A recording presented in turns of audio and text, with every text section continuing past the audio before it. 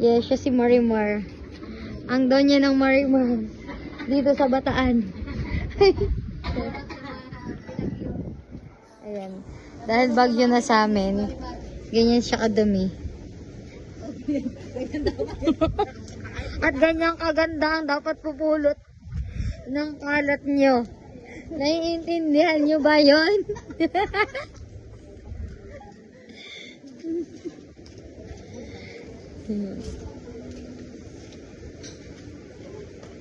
Diba?